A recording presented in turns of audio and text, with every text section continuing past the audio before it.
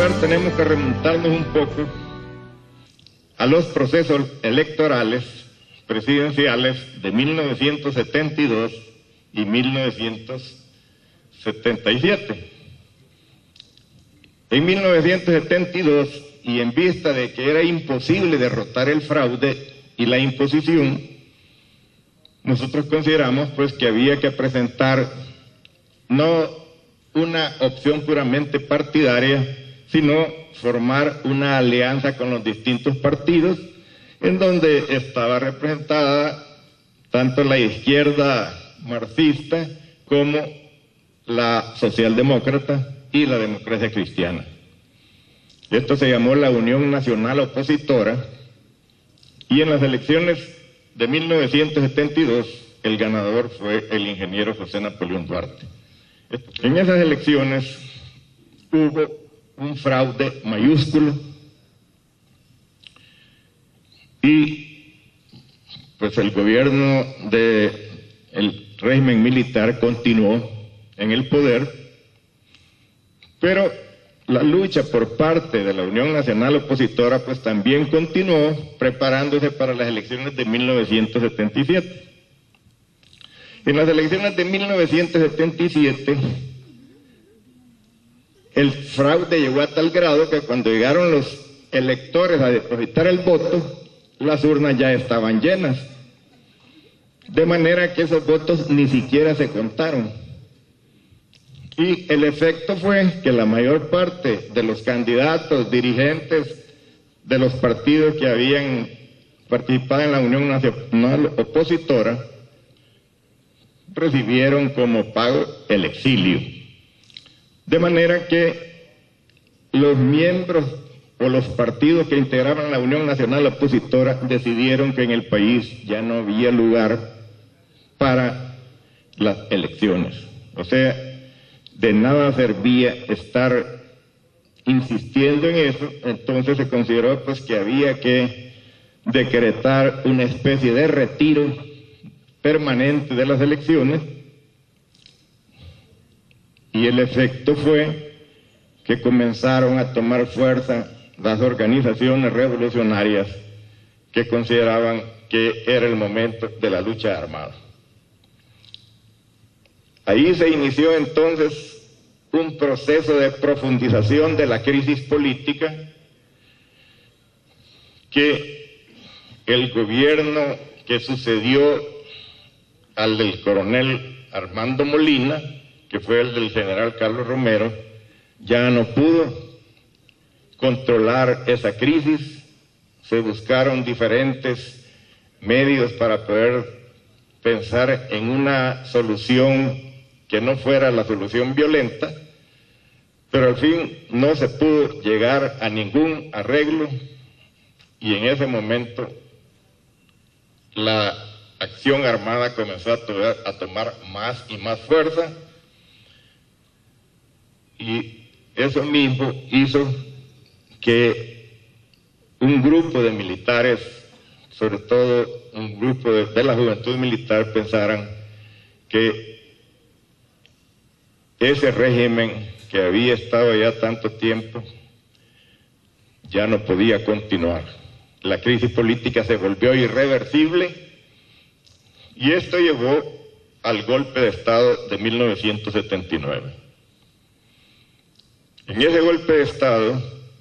se inició con un gobierno integrado por un conjunto de profesionales procedentes de diferentes sectores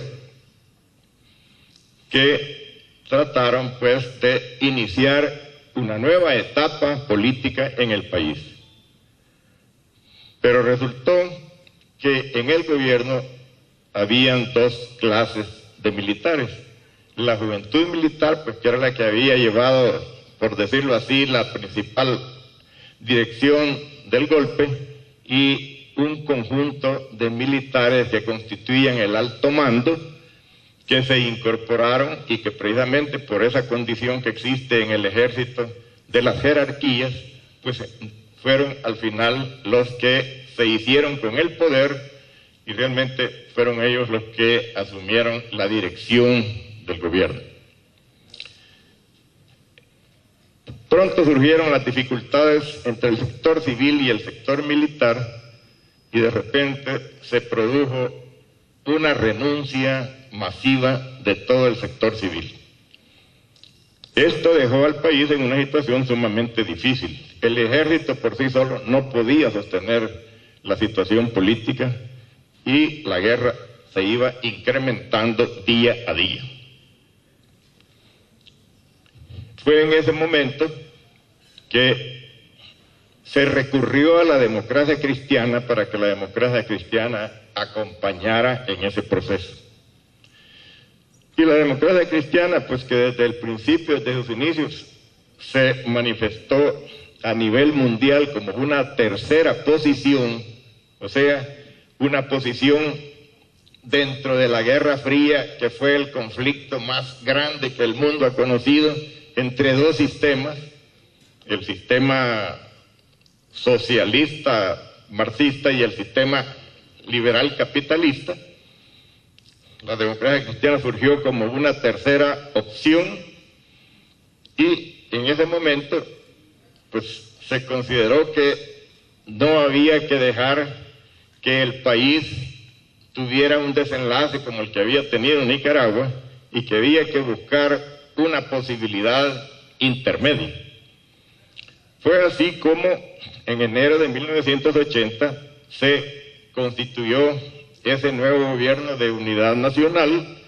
en el cual participaron también pues otros partidos, otros sectores, y ese gobierno, una de sus primeras decisiones fue precisamente la de aprobar 3 reformas estructurales en el país: la reforma agraria, la reforma bancaria o financiera, y luego la reforma del comercio exterior, porque estaba basado en exportación más que todo de productos agrícolas, y que era la base de sustentación de un sector de grandes propietarios que constituían una verdadera oligarquía. Este gobierno, desde luego, tenía un periodo de duración bastante corto, porque dentro del proceso iba en camino también el proceso político de la democratización y del retorno a la institucionalidad. De manera que de 1980, que estuvo la Junta, o como se le llamó, la segunda Junta de Gobierno en la alianza entre la Fuerza Armada y el PDC, ese proceso o ese periodo concluyó en 1982 y este gobierno de transición o de unidad nacional estuvo de 1982 a 1984. Ya en 1984 se celebró las elecciones para constituir una asamblea constituyente y además se tuvieron las elecciones presidenciales en las cuales ganó la democracia cristiana con el presidente José Napoleón Duarte, que fue el primer presidente civil en todo ese proceso a que ha hecho referencia el licenciado Roy Pérez.